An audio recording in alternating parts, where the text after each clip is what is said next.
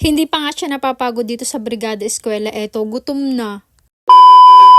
Magandang araw sa atin mga ka-boarders. Monday na at start na ng Brigada Eskwela. Maagang gumising ang ating mga boarders dahil pupunta si Kuya Brent sa kanilang school at ako naman dito kay Mickey Boy. Para na rin malaman natin kung saan ang room niya at hindi niya pa alam. Pero matagal niya nang alam ang section niya kasi may gising ginawa si ma'am at inad na tayo dun. Kabababa pa lang namin tricycle, nagpabili na agad ng pagkain. Takot magutom yarn. Palabok lang po sana pero natakam daw po siya sa nilagang itlog. Sakto naman po at pagkapasok natin sa gate ay nakasalubong natin ang teacher niya at itinuro ko sa ng room nila. Madali lang pong pala makita at nasa likod lang ng gym. Akala ko nga po ay kami ni Mickey Boy ang kauna-unahan pumunta dito pero may nauna na daw po pala kaso umalis din. Dahil nga po galing sa bakasyon, asahan na po natin napakagabok dito sa kanilang classroom. Kaya ito, inuuna muna natin isalansan yung mga libro nila para magabukan. Hindi matanggal ng gabok. Para mabilis na rin natin maiisod yung mga bangko pag magwawalis na tayo mamaya at medyo madami na rin talaga ang sahig. Iisang buhat pangalan ni Mickey Boy, nagutom na daw siya. Ako muna daw ang bahala at kakain muna daw ang ating chaba-ching-ching.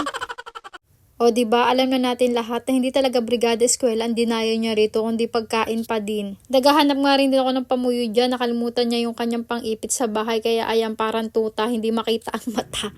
Ilang araw na lang talaga at pasokan na. Good luck sa mga mag-aaral uli, balik eskwela, sa mga kamag-aaral na kagaya nila Kuya Brent. Nagpapasalamat nga po ako at maaga pa lang naipamili ko na sila ng gamit kaya wala na po akong intindihin sa pasukan. Maaga na rin po talaga naming nilaanan ni Papa Bernard ng budget ang gamit nila para hindi na po kami aligaga pag malapit na. Lalaban ko na lang po at paplantsahin. Ayun, ready na uli. Dito ko lang talaga nakita sa video habang nag-edit ako na hindi naman pala talaga ako tinulungan ni Mickey Boy. Kita niyo naman yung basahan. Winagwag-wag niya lang sa mga upuan. Hindi niya talaga pinunasan. Alam niyo ba, tinatanong niyo ako dyan. Sabi niya, Mama, anong oras tayo uuwi?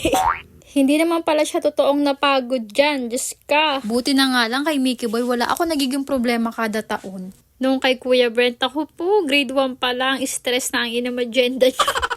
Kung hindi napatrouble, galit sa kanya ang teacher niya. Naalala ko po, grade 1 pa lang si Kuya Brent. Nakabukagulo na kami talaga. One time, umuwi yan na may saksak siya ng lapis sa pisngi niya. Napakahaba. Ay, ang itinakot natin talaga kainaman dahil siguro kung nadali yung mata niya, di bulag sana siya ngayon. Tapos kinabukasan, rumes back naman ang ating Kuya Brent. Ako po, ang laki naman ng bukol nung kalaban niya. Hindi na talaga ako pumunta sa school at kabuntisan natin nung kay Mickey Boy kasi Papa Bernard na lang ang umaareglo sa lahat ng kaso ni Kuya Brent. Kahit nga po sila Tita Ade nagkakapobyan suntuin si Kuya Brent kasi hinaharang daw po sila ng magulang sa gate. Akala sila ang nanay at nagsusumbong. Nakesyo nag-away daw yung mga anak-anak nila tapos dihado yung kanila.